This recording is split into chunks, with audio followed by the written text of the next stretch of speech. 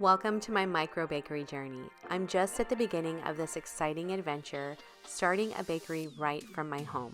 There's so much to figure out, applying for permits, licenses, recipe testing, building a website, tracking expenses, and everything in between, and I can't wait to share each step with you. Starting something like this can feel overwhelming, but it's also so rewarding. I'll take you behind the scenes as I navigate all the little details, from perfecting recipes to learning how to manage a small business. I'm learning as I go, and I hope these videos can answer some of your questions or even inspire you to start your own bakery journey. Whether you're here for tips, ideas, or just to see what it's like to build a microbakery from scratch, I am so excited to have you along for the ride. Let's figure this out together. Here's to the start of something amazing. Let's get baking. Hi everyone. Today I am so excited to share the story behind my microbakery and where this dream began. This is my first video in this series, and it will be a vlog type video. Although I'm officially launching my microbakery in 2025, baking has been a part of my life for as long as I can remember. I have always enjoyed baking, but what brings me the most joy is sharing the treats I make with family and friends. Back in 2010, a friend asked me to make a cake for her daughter's Sweet 16. I had never made a specialty cake before, but after watching a few YouTube tutorials, I feel like I pulled it off. I made this cute little present cake with matching cupcakes. That one cake sparked a chain reaction. Word spread, and soon I was making cakes for friends, family, and coworkers. I fell in love with it.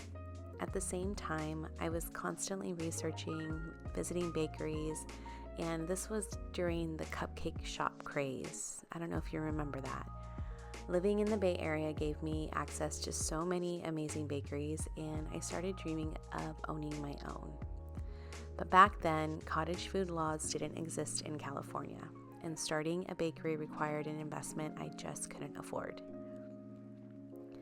So life got busy, and I put my bakery dream on hold. I went back to college and worked full-time while earning my master's degree. Between 2012 and 2020, I only baked a few big cakes a couple times a year and still found time to make smaller treats here and there. I would take requests from friends and family, and it would help to keep my skills sharp.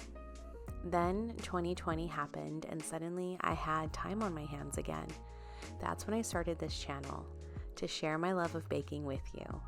I spent so much time developing recipes, creating content, and rediscovering my passion for baking.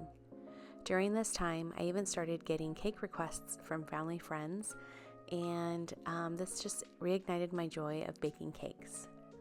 So since June of 2020, I devoted my spare time to creating recipes and posting baking tutorials.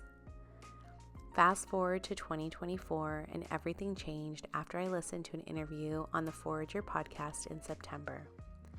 The person being interviewed was Tiffany Hill of the Pink Crumb. I was so inspired by her story that I ordered a sourdough starter and began experimenting. During this time, I began listening to every episode interviewing cottage food bakers who specialized in sourdough. Their stories were so inspiring. So I began experimenting with sourdough, and let me tell you, sourdough was unlike anything I'd done before. It was challenging but so rewarding. During this process, I discovered a wonderful microbaker named Macy, and I purchased her ebooks and joined her sourdough community. Her methods helped me in my journey, and after lots of trial and error, I finally baked a successful loaf, and I was hooked. I started experimenting and baking all kinds of different treats, and I was just so excited that I no longer needed to buy bread, and I could make delicious, fresh, 3-ingredient sourdough bread for myself and my family. This was when I started considering the possibility of opening my own microbakery. Thanks to California's cottage food operation laws, it felt possible.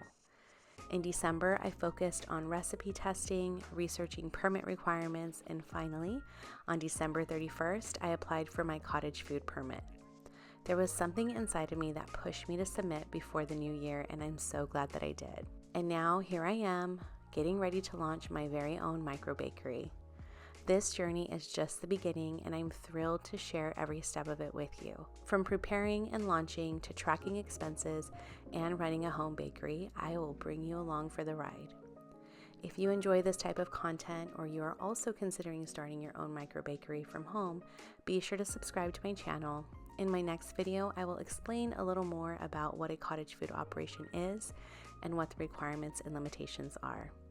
Thank you for being here and supporting my dream. I can't wait to see what 2025 holds, and I hope my journey inspires you to chase your own baking dreams. Thanks for watching, and have a sweet day.